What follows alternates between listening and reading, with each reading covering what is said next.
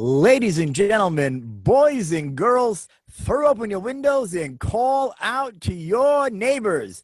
It's time for John Perrotta's Comedy Factory Zoom Alooza, sponsored in part by Santa's Village. Why? Because in the North Pole, the only person they vote for is Santa. And now the man who has headlined the Elves Christmas party consecutive years, John Perrotta. Mike, COVID is spreading all over the country at a rapid pace. The question is, are the elves getting it? Is it spreading in the North Pole? Is this going to affect Santa? They're safe. Santa's safe. Santa won't get COVID? No, Santa will not get COVID. Thank God. Can you imagine Christmas Eve and they put the ventilator on Santa and the elves and the reindeers? He just flips the beard up and he's good to go. Nothing's getting through that bad boy. I hope you're all right. We got an esteemed panel on today, Mike. We got my good friend, writer, political man, whatever you want to call him, comedian, artist. He does it all. Singer, plays jazz. Steve DeNuccio's in the house. Cheers, everybody. Steve. Yeah, we won't talk any politics on the show. And a Happy New Year's, all in one. You might as well get it in now, Stevie. And then we got the very funny Bernie Perrotty's in the house. Hey, how you doing? Come on, where you at? The attic or the basement, Bernie? The basement. Keep it down there. Bernie's down in the basement. And then we got very funny first responder. She's a nurse, comedian. Larisa Entin's in the house. Hello. What's going on, Larisa? It's so good to see you guys. I was just thinking that I need to do the grocery shopping for Thanksgiving, and here's beautiful Santa. I'm like, oh my gosh. Oh. After my Thanksgiving home with those sweet. I was so involved with Steve before the show talk. I didn't even realize you had a Santa hat on. We're like 10 minutes in over here. I had no clue you had a Santa hat on. Yeah. I didn't even know Bernie's son, Mike, was working. He didn't say a word the whole time. Well, Mike is afraid to give his political views. John, why do you think I was singing the Santa song before? I was so worked up talking to my buddy before the show that we don't talk too often about it. And I got into a little bit of stuff, and I totally lost Mike. And Mike usually has a dark background. What are you doing, Mike? Well, you see, I also explained that during the pre-show interview, but that flew right over your head. I missed it. Blame Steven. We had a big pre-show talk tonight. We had a big pre-show talk. I guess you did. I explained the whole thing. We'll do it again. I have the three backgrounds, and as I had mentioned on another show, the tubular staging, the wells came undone. So my red curtain came in, really nice, but the whole thing toppled over. So I got to find someone that can weld it. So it's propped up against a chair in my entertainment center here in the living room, which you're familiar with, John, because you've been over. So this background here is courtesy of the last Sicilian productions. This is Nick's. Nick's got two of these, so he brought these over. This is the background that we use when we do Behind the Sicilian podcast. All right. Now, Mike, if you're dressed as Santa, if it was Christmas Eve and you're going to come down our chimneys, what would you give each one of us? Pick a gift. It's a little test to see what you come up with. I would give you all a Bible. A Bible. That's nice. I would give you all a Bible. I knew he was going to say that. I knew he was going to say that. I would give you a Santa or are you a Gideon? We're going to go around and ask. That's a good thing. Mike, I would give you a combination plate from Twins. Pizza. 2 meatballs, chicken parm, 2 sausage. That's what I give you. I certainly would not say no to that. Larisa, what would I give Larisa? Ah, geez. I have to think about what I would give you, Larisa. You know me too well. What do you like? What do you like, Larisa? Oh my gosh. Just to see you guys live. It would so be if we all keep present all through the chimney. Yeah. Steve's gonna come down, and right behind him is gonna be Trump and me and Biden. No politics. I know I broke my rule, but can you imagine me, you, Trump, and Biden going down her chimney? Oh You- my. John, I will protect you. You'll protect me. I'll protect you, my friend. Bernie, what would I give Bernie Perrotti? Oh, geez. I'd probably give you a new oven for your grandmother. So when she, he's got a joke about an oven for his grandma. How's that joke go, Bernie? Oh, I love that. I love that joke. We got our cable package, so with 500 channels, keep us safe. I called up, said, "What do you think?" She says, "I love it. I'm watching channel 425." They go over the house and she's staring into the oven. I'm gonna give an oven to you for your grandmother. No oven. Okay. And Steve DeNuccio, what would I give Steve? Probably Oh, I know 30 what I would give comics. everybody. I'll give you 30 comics for an open mic you can have in the basement over there by your bar. Oh, They'll you come have down the fun. chimney. But me, I would give everybody a set of teeth, being that I make the crowns. Everybody would get new 2 front teeth for Christmas. Ooh, I even I'd put a like little that. tattoo on it just to help Mike there in his brothel. He looks like he's got somebody in a kimono behind that wall. I know, it looks like there's 3 hookers behind that. Mike. I would take Stephen up on the teeth. Stephen and I have had a few conversations I love about my Mike. teeth. Mike, you're a beautiful guy. You and John, I mean, everybody. I love everybody. Everybody in this room, great personality. But you and I have a lot of conversations, Mike. I call Steve quite often. We talked the other night for about 2 hours. He's like, dude, I gotta You won't go let to me bed. go to bed. Mikey can talk. Oh, and then he gives me a prayer when we get off. I get blessed. Lucky you. I feel like I went to confession. He's crazy. Larisa, what would you give everybody? Oh my gosh, a vaccine. A vaccine. Oh, there you go. There you go. That's There the you go, best Larissa. gift you can give. That's a I'll great take gift. that. Well, That's a you great know, gift. I today- didn't even think of that. John, did you know today actually is 1 year since COVID was announced? Today is 1 year since that first man in China got That's sick. right. That's right. I remember Today it. is 1 year. Who says one person cannot change the world? See, and 3 months later, we all got, involved, more or less, right? Yeah. I mean, I'm more afraid of it now than I ever was because it's blowing up now. All across the country, it's blowing up. You know, we need the vaccine bad. Oh, I agree.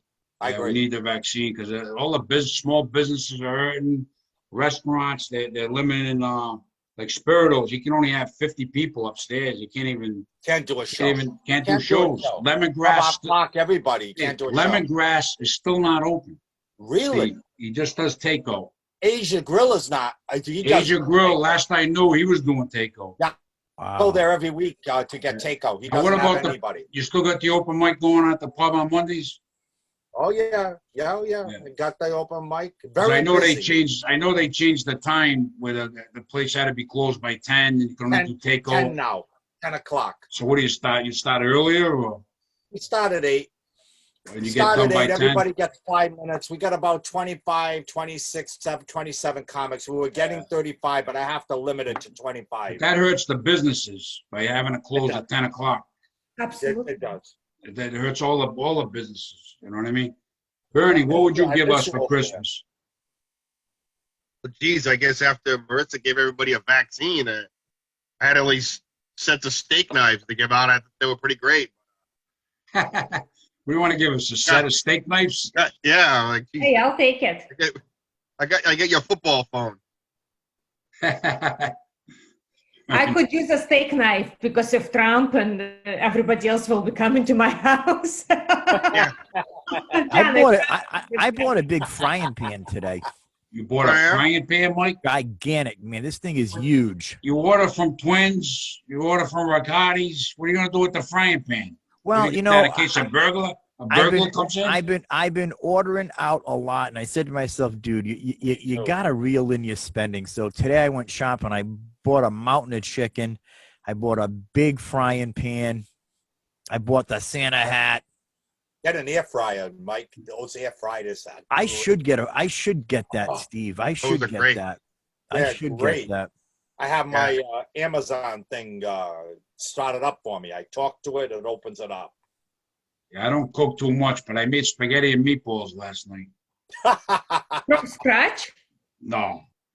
The sauce was already in there. The meatballs were already in there. I cooked the spaghetti. I had the pan of sauce heating up. I put it on, and that's it. I made spaghetti and meatballs. Every time I hear you say that, I think of that joke you do on stage when somebody wears a shirt. You like this shirt, it reminds you of Uncle Tony. Yeah, Uncle Tony's. I did that to a guy in the market, one of the managers the other day. And I said, I love your shirt. It makes me want, I ate it on Uncle Tony's. I had to give it, I told him it was your joke. He actually knows you. One of the guys knows you. He's seen your act. Not knows you personally. He's seen your act. He loves you. He thinks you do a very good job. Well, I haven't been on stage in 8 months. I could probably do about 2.5 minutes right now. I miss you. I could probably do 2.5 minutes right now, Steve, and then I would be totally blank. Bernie went on stage a little while back at the joint in Cranston. Did you find you forgetting things? Were you forgetting things, Bernie, or did you? Yeah, I forgot some stuff, but yeah. You said it went good though. You said it went good. Okay, but yeah, it was. Yeah, he definitely. I forgot a few things, and then forgot. I screwed up. So I screwed up one joke pretty good. Yeah, but, I mean, I used to do. I lost my place in it, and then it was like when I got to the punchline, I just tripped over it, and it was like, hey, you're timing it.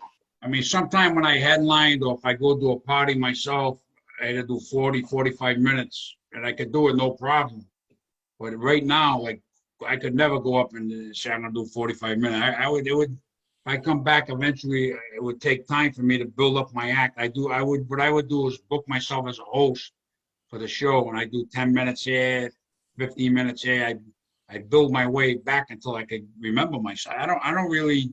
I look at videos of my acts, man. I don't remember. Really? My mind is blank when it comes to my act.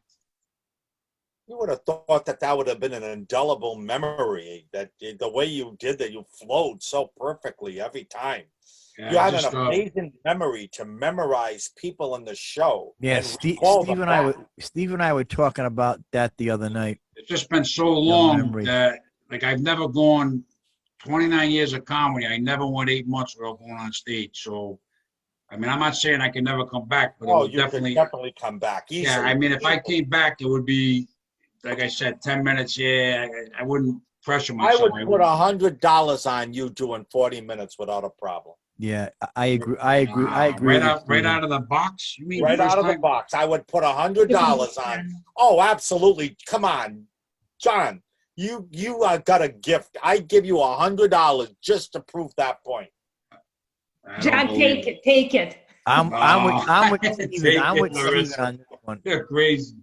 But no, honestly, John, when you are on the stage and you are surrounded by, let's say, hundreds of guests. Yeah, but this is when I remembered my act. But your brain will start working. It'll come back to you. That's right, exactly. People on a computer. I mean, if I come back, I'm not coming back until comedy is like it was, until we get a decent crowd. And if it's socially distanced, although one thing, but decent crowd. I'm not going to come back. I'm not going to come back to a room that holds 200 people and it's got 40 people. I don't want to even do it. Well, how are you doing that show at the pub? You really have 25 people there like that? They let that many people in there, and then the bar's open? You can only have 70 people in the place, and on an open mic, you're not going to get 70 people. You get about 25. I had 35 consistently, but I had to cut it down to about 27, 20. You know, I had to really cut it down because we have to figure 5 minutes. We have to get out of there not at 10:30, 10:45 now. It's at 10 o'clock. Oh, yeah, we're booked. The people reserve ahead of time. No more sign up, go up. Even though I put the sheets up, people reserve. I've already got the show booked for next week. So do you guys have bars open in Rhode Island? There are bars open. You can sit at the bar like at Atwood Grill. I went and eat at Atwood Grill the other day. Yeah. They have to serve food, right? Like regular bars with no food, they can't be open, right? Yeah, you have to have food. You're right, John. You have to have food? Oh, okay. What the pub on Park does, he pushes tables up against the bar. So you're sitting at a table, not at a bar stool. So it works. I've seen that here. That's kind of, they just push tables against the, So you can sit at the table at the bar. Twins has plexiglass walls next to in between each chair. So it's almost like you're at a cubicle. Yeah, I had plexiglass walls too between me and my first two wives. It worked out well. Every once in a while, she wanted to kiss me. She just kissed the plexiglass, and I'd wave at her. See, you haven't forgotten your stuff, John. You're still good. That's new. That's what I should have did. I should have had plexiglass. I should have. I added a whole bunch of new rap stuff to my rap song. I added all coronavirus stuff to the rap song. Not Steve. You know, we're forced in the house watching Miley Cyrus because of this thing called the coronavirus. See how it goes? So have you been performing at the pub when you do the open Every mic? now and then I go up. I let the comedians go up. They're desperate to go up. But every now, like yourself, every now and then. And when it gets back and your seat's reserved back there, John, you know, that's your house. You know, we can't wait to get that thing going again with you. Yeah, I don't see me coming back well into 2021. I lit a lot of candles for you, John. I lit a lot of candles. We'll see. I'm like 50-50. Part of me says retire, and part of me says come back. I'm not retiring. I'm going to kick your ass if you do. And Mike is helping me. Mike already looks retired. Grampy Mike is Santa. You already look retired. I am retired. I don't argue that. I am retired. You look all chilled out tonight. Did you smoke a joint? No, I don't. If you added up all the pot that I've smoked in my life, I don't think you'd have 4 joints in front of you. But now, if you wanted to go with how many cans of beer I've drank, we might sink a few battle cruisers. I was never a big pot smoker. I know Steve, you never really was a pot smoker. I never right? tried smoking. I never smoked anything ever. I never even tried it. Wow. Praise God.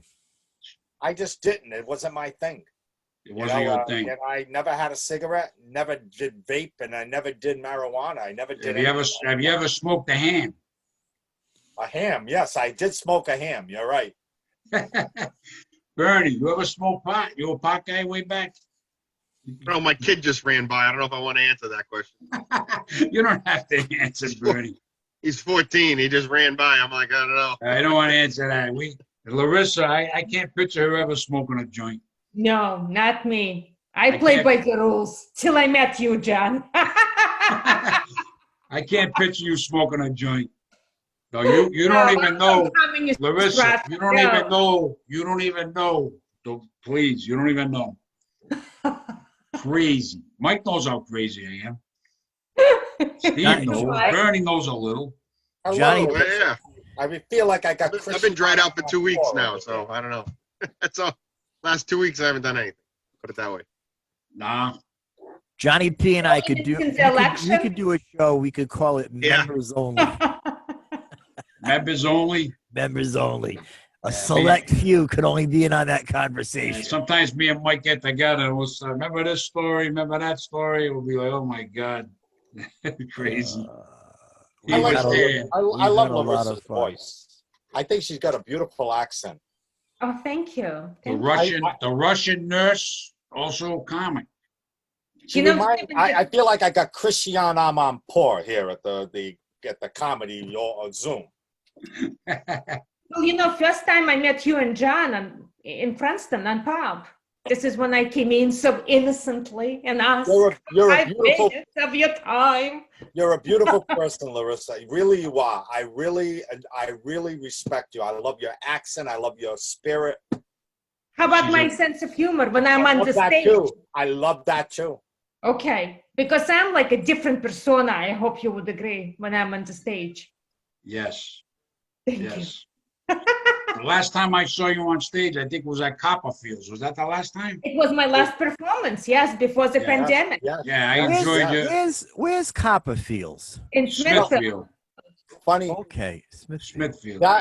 Matter of fact, John, you had called me up and said that guy wanted to get back in doing it again, and we booked it. Then he canceled it because the thing with Copperfields, he's a small business. He's basically a bar with some tables. And it doesn't work for him anymore with the situation because, yeah, he serves food, but his main crowd is around that bar. So we had to cancel. Is he still open? Is he open? Do you know? I've been by a few times and I didn't see it open, but he might be open later. I know night. he was only during the day. He's opening a bigger one. I talked to him about doing comedy there when he opens that. He's opening a bigger one in Johnston where the Playoff Sports Bar used to be, and it was called another name, but it was he's opening over there. I don't know if he's open yet or when he's opening. Is that the place? I did stand up a couple of times at this place up that way. It was like a resort. The place was huge. That was in Smithfield. The Last Resort. It was out that way. It had swimming pools outside. And the tennis courts. Yeah, it was gigantic. I did outside, and I did a couple of open mic. I ran an open mic there for a little while, but it didn't really work out, you know. No, it didn't work out. They may have even been your shows, John. I did like 2 or 3 of them up that way. Yeah. Back in the day. Back in the day. Steve, did you notice the shirt Mike has got on? The what? The shirt Mike has got on. We were talking about that joke. Yeah. I look at Mike's shirt, and we could definitely eat a veal pomp dinner off his back. It looks like he's from Uncle Tony's, a tablecloth, Mike. Every time I wear this shirt and Pastor Mike's presence, he always goes there. He's always like, dude, what Italian restaurant. When I saw your shirt, that's what I was thinking of, too. I love this shirt. Hungry. I absolutely love this shirt. You like that shirt? No, it's a nice shirt, Mike. It's a nice shirt. I was baptized in this shirt. Nice shirt. It's a nice shirt. Bernie's got a nice shirt on too. I like the. I've always got the plaid look. I like the look, Bernie. Yeah. Bernie, if we're ever on a show and Tim Allen comes and sits down right next to you, I'm not even going to be surprised because you just could be. Every time I see you, I love the background, the whole bit. I know it's your Sella, but you always got that. You just have that home improvement kind of vibe going there, man. I mean, am I right, Steven? I mean, if Tim Allen you nailed it. If Tim Allen popped into the camera view, I'm not surprised. I want to say I knew they hung around all along. You nailed it. I think of a that's been my opener lately. I say, no matter how I dress, I always look like I'm on my way to paint the shed. I love it. I love the open shirt. If he wore a big necklace with a clock on it, he could be Flavor Flav, the white dude. You know, yes, it'd be great. Flavor Flav, yes. He's into the rap shit. He's into the rap stuff. Into that rap music, huh? Me or Steve? Steve, you like the rap music? I'm not really a rap guy. I do that one rap bit because that was the only rap song I really ever loved. And it's a 14-minute song. It's the longest rap song ever written. The fact that you call it rap music pretty much tells me that you don't know anything about rap music. Yeah, I'm really I don't think the kids call it that anymore. I'm strictly into jazz. That's my genre. I love There you go. You like jazz, Larissa? Love jazz. Now, when you deliver the babies at Women and Infants, maybe you should have Steve come and play some jazz while the baby's coming out. That'd be great. And then half the babies would go back in. They'll run away. They'll literally. Jazz is like it's too easy to listen to music where they play all the good notes. Why don't you listen to where they play all the bad ones out of order? Sheldon Cooper had a funny line on The Big Bang Theory. His theory got disproved. He was flipping out. If you know the show, you'll get the humor behind it. And he's got the TV on. He's got the radio on. He's blasting jazz. And Amy comes out and she says, "Sheldon, what are you doing?" So when he gets to the jazz part, he goes, "Why not just play all the notes all at the same time?" And I was like, wow, he's pretty much got it down. And when I watch Steve in the morning, which is sometimes very funny because sometimes Steve will open with his jazz and he'll give us a couple of finger snaps. But sometimes what happens to Steve is his new car, he doesn't have the field down for it yet. So the HRV starts giving us some jazz in the morning. And when I listen to it, I say, man, Sheldon's right. These are all the notes all at once. But Steve's just sitting back there. He's got it down, man. So I guess if you're a jazz fan, you understand that type of music and just get right into it. I myself can't. No, it's a very sophisticated type of music. I'm not saying that other music isn't. To be in the jazz genre, you come from the classical genre, genre. You have to know your scales and chords. And so if you do music, you play music, and you listen to jazz, you're kind of trying to listen to how those cats are moving amongst those chords, those dominant 6 and 9s, and you want to follow that. That's why it's not for everybody. I know that. For me, I can't follow it. When I like listening to jazz, but I know nothing about what you just said. When I hear jazz, I don't know anything, Steve. It sounds like an orchestra warming up. That's what it sounds like. I get it. Steve, I you like got a some new of that. car? It's good. It's good sometimes to listen to. I listen to that at work and stuff. Good, because then you're just listening to music. You're not listening to song lyrics, things you try to sing along. You just kind of can let your mind kind of. Yeah.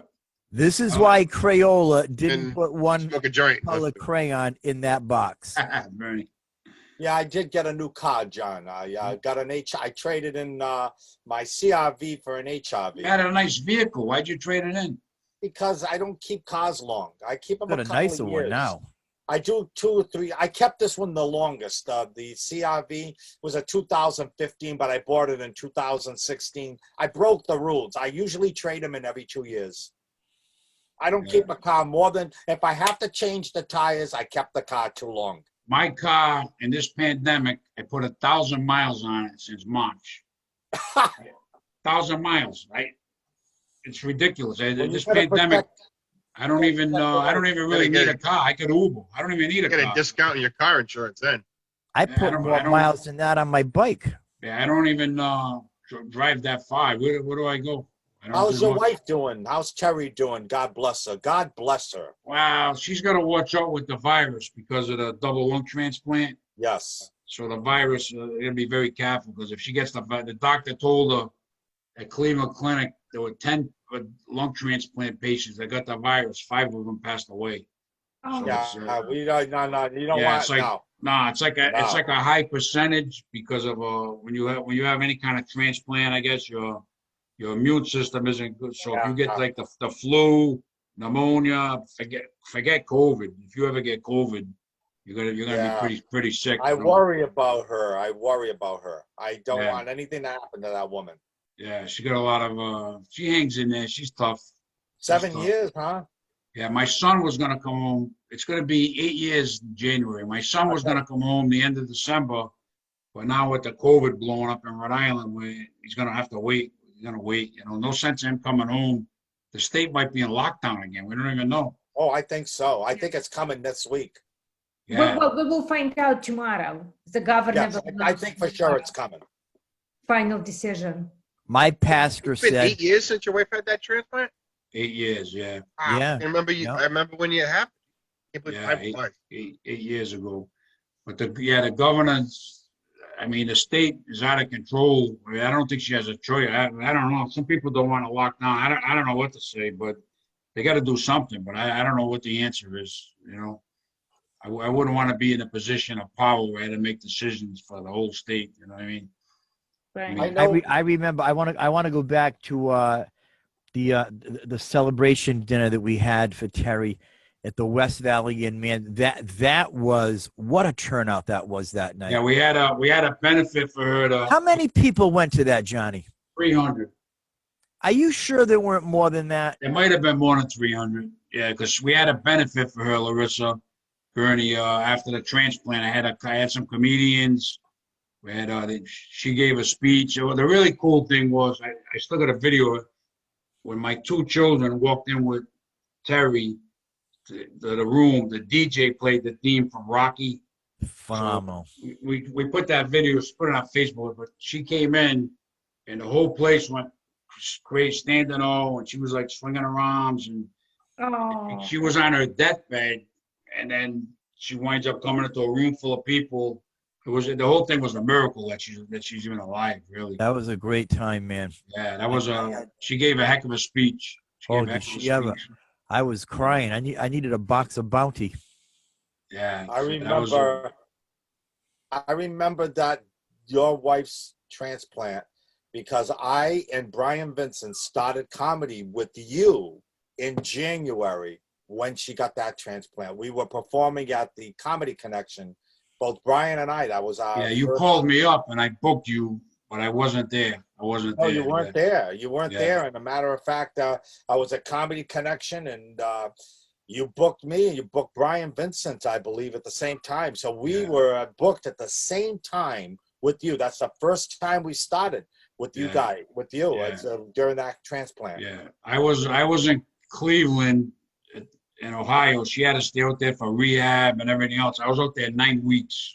I was expecting to go out there a week because they really said she wasn't going to make it.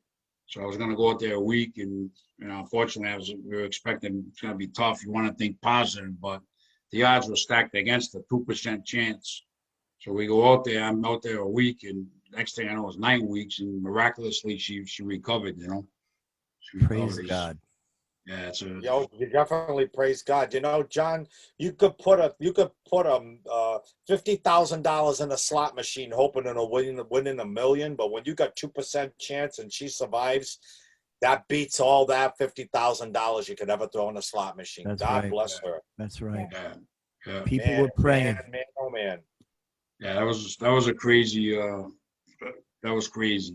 I love that Larisa, woman. I love her spirit. Larisa, being a nurse, have you met many transplant patients, Larisa? You mostly deliver babies, but I work with young, more or less healthy women. Yeah, just obstetrics. I do deliveries, and that's about it.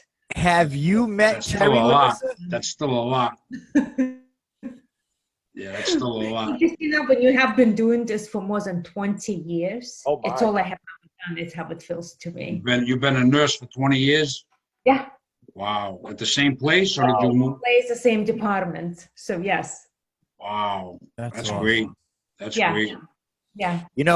Every time, Larisa, I see like a video of a baby being born, I always cry. I was watching Mike and Molly the other night. There's an episode where Kathy Bates is on it, and she delivers a baby in the back of a cab to this girl. And this is a sitcom, and I start crying. I always do. I'm telling you, Steve. I can remember when my son was born. Back then, you could not go into the delivery room for a cesarean section. And I'll never forget, man, when those doors to the delivery room swung open and Darlene came out, she locked eyes with me and she said to me, "I told you I'd give you a son." I'll never forget it. I'll never, ever forget it. They let me in for the cesarean section. They had a sheet up, and I stood there. And then at some point I looked, and I thought I was going to pass out, blood and everything. And the next thing I know, my son comes out. I'm holding my son. It was like, it was really something. Back then, Johnny's 39. So back then, the rules were probably different. He was. My son is 30. He's 30, so it probably Johnny's got changed. 9 years on him. Yeah, it probably changed.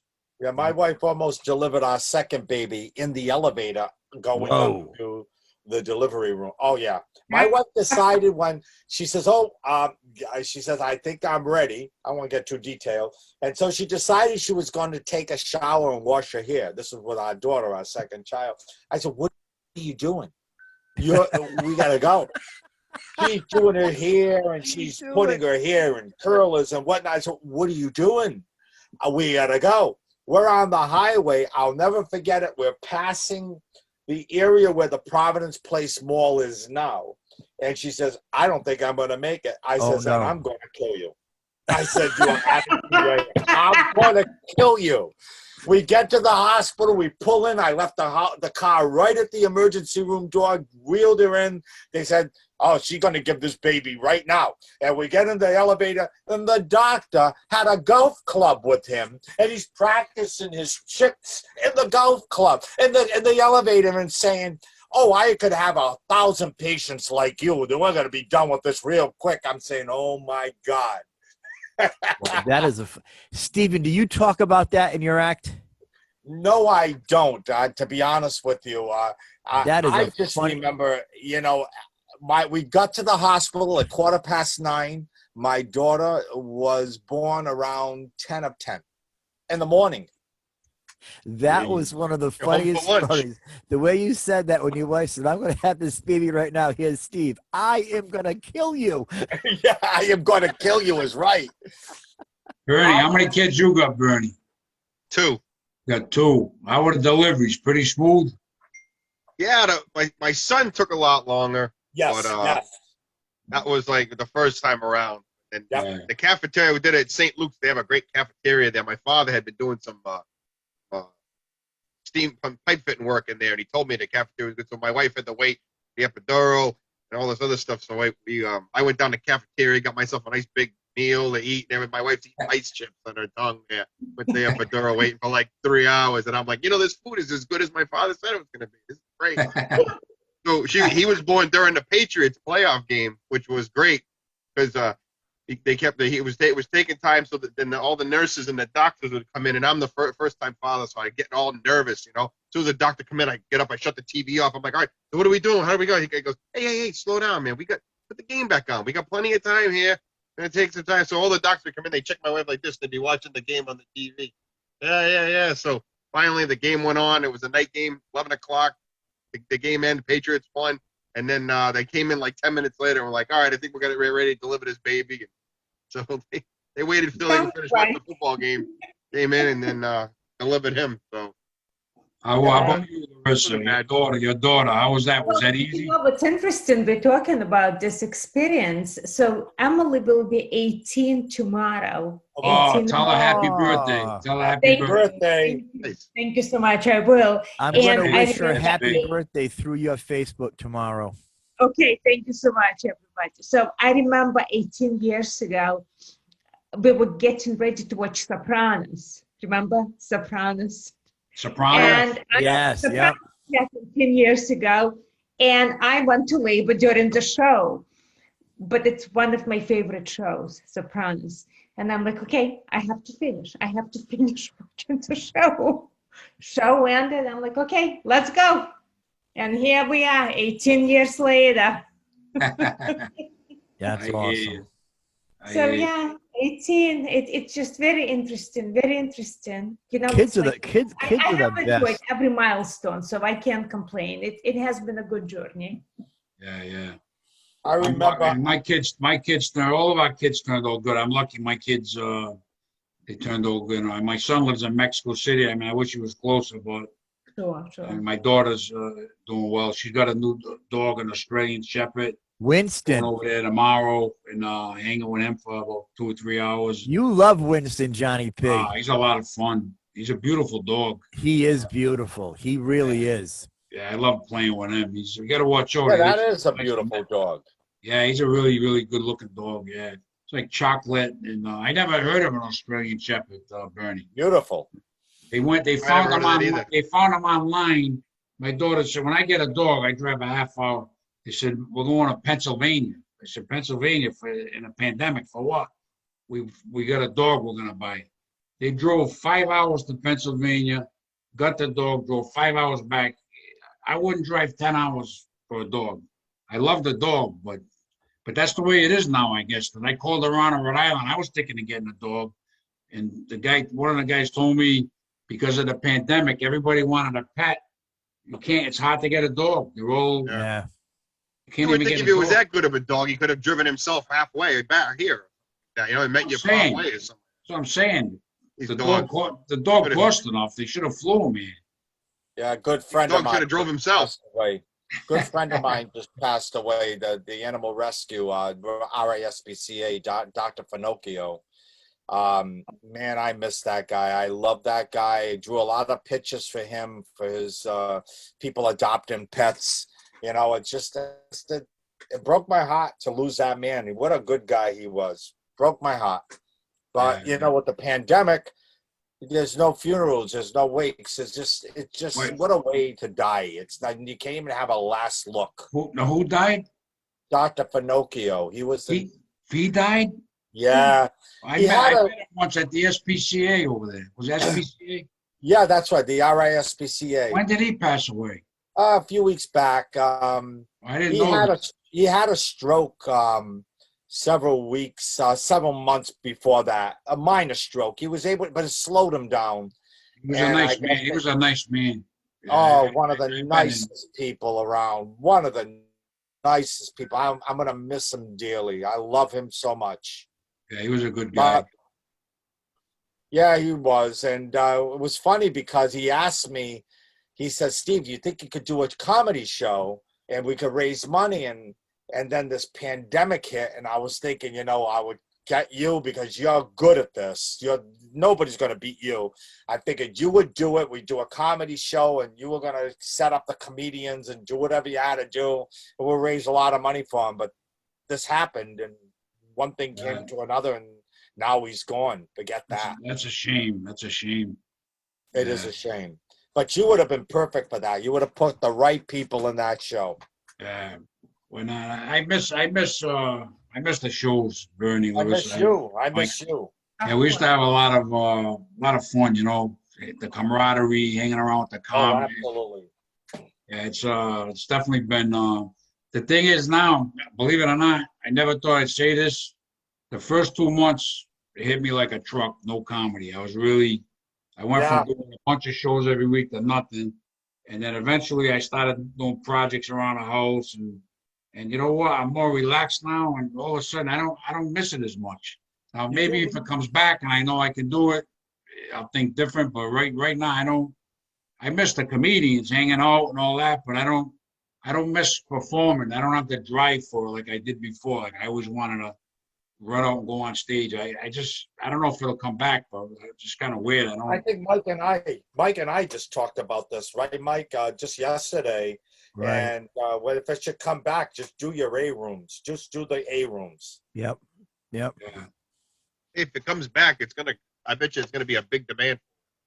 You're right, A lot Bernie. of people want to put on shows, You're right. want to get out, want to do stuff. I have said this to John, and John, Steve and I talked about this the other night. John is one of the most humble people I know. I agree. That's awesome. That's a great gift to have. No one's gonna be when it comes back, Bernie, here's what I have said to John. John, through his production company, the Comedy Factory, has been entertaining Southern New England for 30 years. So when it comes back, they're going to look to him. I was talking to a friend of mine the other night. I was talking with her son. His grandfather passed. He's only 13, and he's having a difficult time. So I was talking with him. And when I was talking to his mom, I had brought up John's name, and all of a sudden she just perks up. She goes, "I love John Perrotta." I said, "You know John?" She goes, "I don't know him personally, but I've been to his shows. I mean, everyone knows John. Everyone knows John." Who is she, Mike? She's a friend that went to a show. I mean, everyone knows you. Everyone knows you. Larisa. Yeah. And I told you are the national treasure. Everybody. I'm a Cranston treasure. I'm a Cranston treasure. No, you go. Stop. I knew about you before I met you. John. Bernie's a Somerset treasure. Are Oh yeah. Bernie. Right after Jerry Remy and the guy who built the Holland Tunnel. Hey, Big people from Somerset. I tell you guys before, last year or the year before, me and Bernie did a party in July. Call him up. I said, Bernie, it's in Somerset. You got to come do this party with me. It was over 100, 105 degrees. Oh, yeah. Bernie went up first, and then I went up. And I'm not a guy that sweats a lot. I went up. When I got off, my hair was drenched. My shirt was drenched. It was like 105 degrees. That lady, Betsy Oliveira, called me back a couple of months ago and wants me to do her other son's graduation party in June of 2022. It took me 2 years out. I said, we'll see. 2 years out. That's crazy, Mike. Well, that's because you delivered Johnny P. That's She's why. Doing it in June, so it won't be as hot, Bernie. I'll bring you back. She's doing it in June. She wants to make sure she's going to get the good acts. You sit in your car in the air conditioning. That was the green room. Your air conditioning car. Yeah, I kept going. Bernie was on stage. I was in my car in the driveway with the air conditioning. No, you weren't. Are you serious? That's what you did. You sat in the car. It was that It was hot. pretty close. It was right in the backyard, and the driveway was right there, John. Mike, when I tell you it was 105, Bernie, or something ridiculous? Yeah, it was brutal. It was unbelievable. Oh, I've never lucky. seen it. That was the hottest day I've ever seen. Will you want a cordless? I think I had my wire mic. Too bad you didn't have a cordless. That would have been a great bit to do a little bit of time from your air-conditioned car. That would have been. I would have laughed so hard at that. Right, Larissa? He sits Oh my in the God. car. We had a Yes. pool. What We if should have we all do just that? gotten a pool, John. Yeah, in Yeah. the future when we perform, we can just do it from a car. Crazy, crazy. I would have loved to have seen that. Yeah, but Bernie, I ain't doing any more July outside parties. I'll tell you that. No, it's yeah. Yeah, that was crazy. Gotta go indoors. The air conditioning. Yeah, that was crazy. That was brutal. crazy. So what else we got? We're almost Nick ready to and I- wrap when it up. Nick What and do we I got, do the- Mike? Anything else we could talk about before we wrap it up? What do we got? I was just going to see, talking about heat and whatnot. Nick and I, we do The Last Sicilian at Theater 82, and he performs that at a lot of times during the summer. So Nick can be a bit of a diva when you're working with him. So you got this place in the summer. It's Black Box Theater. So you boys and girls at home that don't know what that is, it's a small, intimate theater, seats maybe 90 people. Everything's black. Floor, wall, riser, ceiling, chairs, everything. So maybe about 20 minutes before the show, Nick will say to me, go out front, have him turn the air conditioner off. I'm like, dude, it's like 90 outside. We're going to be passing out towels. So I remember we did the Italian American Club. They came in one night. That was the most we ever had in. We probably had 100 people in there that night. It was packed. It's summertime, right on schedule. Dude, go up front, have him shut the air conditioner off. Shut it off? Are you serious? Why did he want the air conditioner shut off? Because it makes a little bit of noise in the background. So Nick doesn't want that rumbling on there. So here's what I have to do: is Nick gives me the prestigious title of stage manager. Here's my job working as a stage manager for Nick.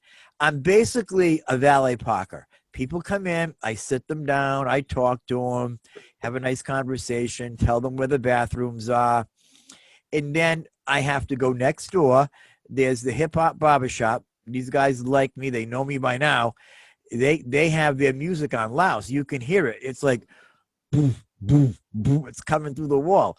So Nick will say, go next door. Tell them guys to shut the music off. So I go next door.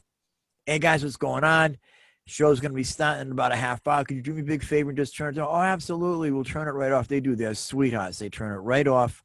So then I go back over there, and then I got to make sure everyone's seated right. And if people are coming in, I got to make sure I got room to throw in some more chairs, because a lot of times you got to do that. You got to squeeze them in.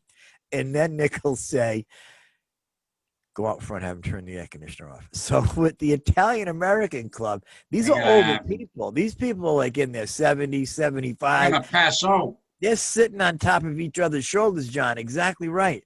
So you shut it off. And when you shut that baby off, it doesn't go into the night easy. It goes like, and then it shuts off.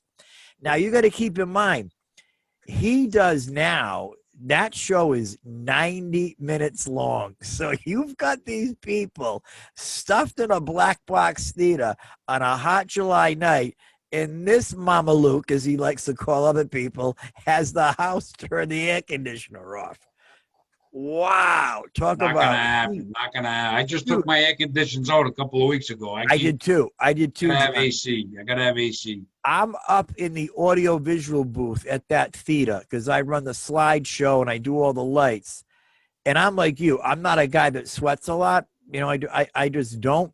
But man, when that baby is we get into it, because I'm up higher than them. Heat rises, man. My hair's wet. My face is sweating. I'm like, dude, we gotta get like some portable fans in here or something, or either stop playing to a bigger venue, or here's an idea: don't turn the air conditioner off. There we go. I think he's got to get used to the air conditioner, and I'd have to walk out if I was. When I was there with Laughter and Hope, we packed it. We sold it right out. We were turning people away that night. Matter of fact, Laura, the manager, told me, she said, I have never had to turn that many people away before. That was a September night, early September 7th. It was hot. I didn't turn it off. No way am I turning that baby off. It's funny you talked about the Sicilian Club. Before, I just made it back home tonight to do the Zoom. I had a meeting. I was commissioned to do a drawing, you say Sicilian, of these mafia hitmen. So I'm going to be drawing Carmen Trumante. I got to draw a picture of him, and then I'm going to be drawing all these mafia kingpins for this guy who collects this and is doing a map. So I've been commissioned to draw. So it's funny you mentioned that. Just like the same. You got to draw some Sopranos for Larisa. Yes, we got to do some of them. Steven, I was just about to say, just take the pictures of all of us. Oh, I can do that easily. I can draw a picture of everybody easily. Steve, he's got a talent. He draws at the open mic. He'll be drawing. They're unbelievable the pictures that he draws. Wow. Well, you know, those open mics, John, I've been doing it for 7 years, sitting at that bar, listening to the same jokes over and over and over and over and over and over again. You would come in, you would go home, you would do, and I have to do something. So I think I better do my work at the bar. So I'm drawing pictures of commissioned work, and people would say, "What are you drawing?" I'm drawing a picture for somebody, and they'll say, "Wow, great! I want you to draw a picture." So I would get work, doing work while at work. Love it. How productive. Crazy. Hey, why not? That's very Bernie, cool. you look like you're going to grab a drill over there or something. I know, man. I love Bernie. Bernie is It's all an act. I'm lazy. I don't do shit. Who was it? Sarah Palin. What did she, Stephen, did she call somebody like Joe the Plumber? Am I right with that? Was it Sarah Palin said Joe the Plumber? Yes. That's Bernie. Bernie is every man Joe the Plumber. I just love the whole vibe. He should have his own show. He should do. I'm telling you, man. That's me. I'm gonna this might be like Larry the Cable Guy. I'm telling you, Bernie, you got it going on, man. I mean, I don't know if you strategically set up like that, but you've got the lamp perfectly right over your shoulder. You've got the two support beams coming down. We can see the raw rafters. It just is beautiful. It's so smooth. rustic. I got to turn around. I turned it around the first way. I finished the other half. I just didn't want to turn the camera around from the first. I like this better, man. I'm telling you. It's a fake background. I actually live in a nice, really polished mansion. I want people to think I'm like. I don't want to be. I try to stay humble. I don't want to be arrogant. People see all my marble, posts and my butlers walking around in the background and stuff like that. I try to dress like this so I can be humble, you know what I mean? Be a man of people, I think. You're a good man, Bernie. As long as your butlers are 6 feet away from you, you're okay. That's right. Yeah, I try to, man. yeah. He's Quarantined. He's in here with me. He's very humble, very smooth guy, Bernie is. He could do a colonoscopy with a drill. I could see it right now. There we go. There we go. Hey, I saw Sarah Palin the other night get interviewed one of the programs, and I mean, I think McCain. I liked McCain a lot when he ran, and I like McCain. I worked for him. I think if he had, I don't knock her, but I think he could have picked a better runner. I think she heard him because she didn't know a lot of things. They were asking her questions, and he could have picked Jesus Christ, and he was going to lose against Obama. Okay, Stephen, let me ask you this question. I think so. No matter what, he would have lost. Yeah, he wasn't going to win against Obama.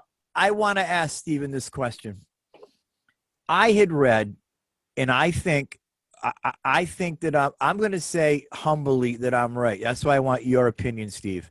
And I'll be very careful. I had read that the McCain camp put the clamp on Sarah Palin.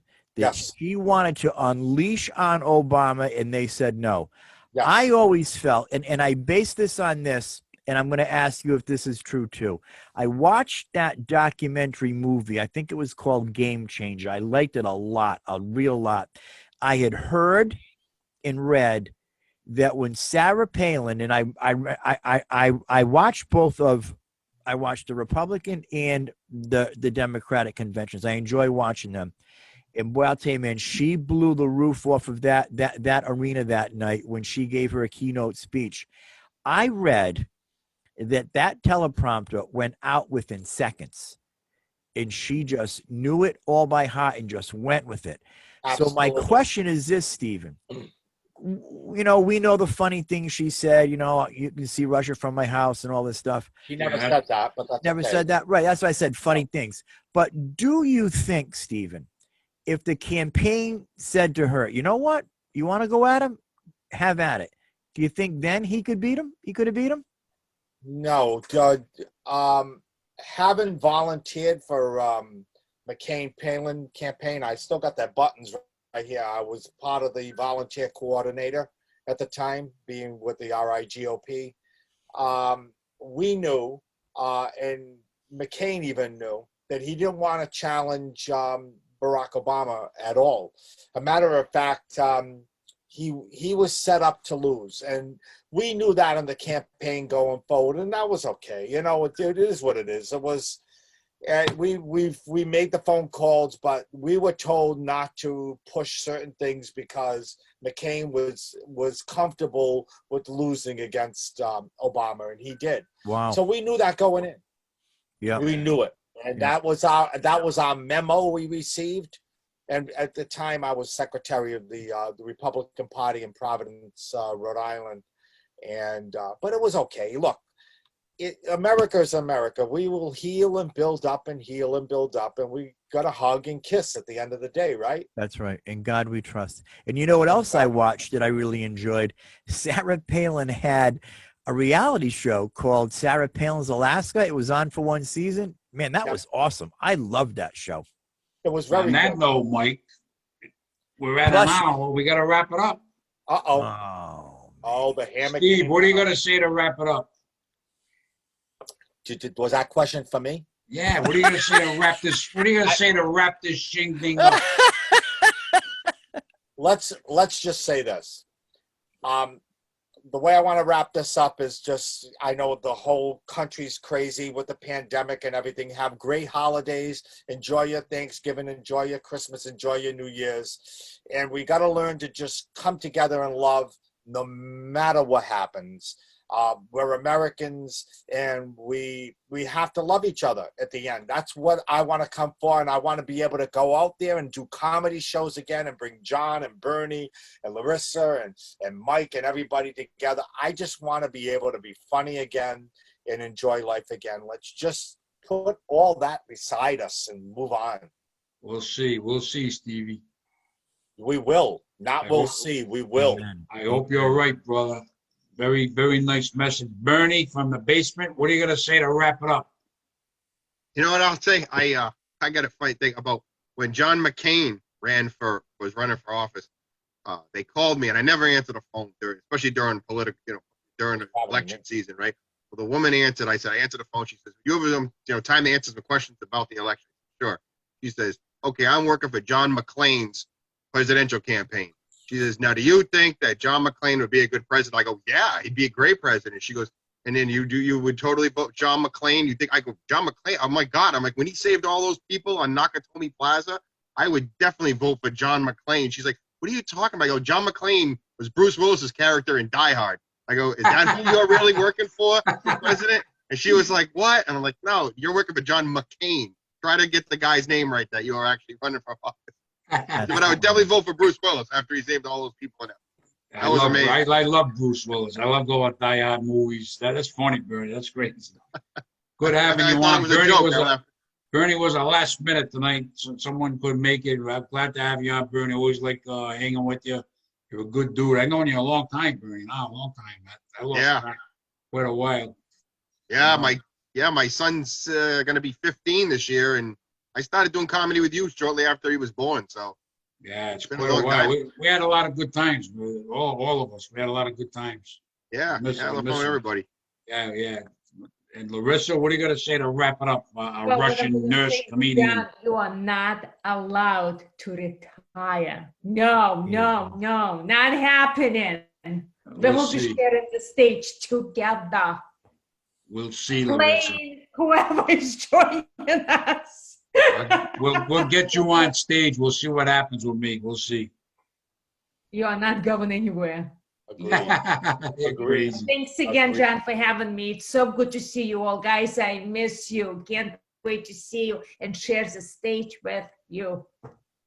Great having you on, Larisa, as usual. Mike Cronin gets the fine. I know what he's going to say. I am humbled. Go ahead, Mikey. I am humbled and honored to be a part of this esteemed panel tonight. I thoroughly enjoyed this conversation. Johnny, you're one of my best friends, 30 years. I love you dearly. We've had so much fun throughout the years. I love that the Zoomaloozers have rekindled our love. We've been hanging out more, spending more time together, and that is awesome. I've gotten to meet Steve DeNuccio, who I did not know before the Zoomaloozers. And you know, now Steve is one of my late night chat friends. We talk. He probably sees my number laid up on his phone. He's like, should I answer this? This is going to be 2 hours. I'll always answer your call. I love talking to Steven, and I love, you know, I told Steven the other day, I may not always agree with everything he says, but I'll tell you, boy, if there was ever a person to have in your corner with his passion, it's Steve DeNuccio. God bless you, brother. I love you. Larisa, great seeing you again. Great always hanging out with you. Remember, we're going to be hanging out in person. We're going to be watching I Am Chris Farley. That's going to be a lot of fun. I love always having you on, talking with you. Thank you so much. Bernie, my brother, man, I'm telling you, I've never met you in person. I only met you. I've always known who you were from the comedy circles, but we never got to meet in person. I'm so glad that we've got to meet here through these Zoom shows that we're doing. Man, I just love you. I love the look, the vibe. I love what you bring. You know, earlier tonight, your son walked by a couple of times. It's like I said earlier, man, if Tim Allen came down and sat next to you, I would have said right away, man, I knew it. I knew they were friends all along. It was a great show to be on. And, you know, to reference what Steven said, right now our country, we're divided, and that's sad because, you know, we don't serve Donald Trump, we don't serve Joe Biden, we serve God. So regardless of where this falls, let's remember that it was Jesus Christ that came into the world and died on the cross for our sins. So I pray for peace. I pray that we all enjoy our Thanksgivings, the holiday season. Let's remember God sits on the throne. COVID didn't surprise him at all. God will see this through this. God bless you all. I think he's off on Mondays, Mike. And I think it surprised him. No, God is never off. He took a day off. He had a personal day. He came back on Tuesday. He said, what? COVID? I'm telling you, the guy's going to have a day off. God's going to have a day. He can't work 7 days a week. That did not happen. Give him a break, Mike. You don't want to give him a day off? God took does. Sundays Listen, off. he takes a day off. Yeah, he takes a day off. Rests. There's a pandemic. That's. You got to say a prayer for John. Yeah, I do, man. I do. And on that note, we're going to wrap this show up. Everybody stay healthy, stay out of trouble. Happy Thanksgiving. And I'll see you kids soon. Thanks, John. Take care, everybody. God bless. Ciao.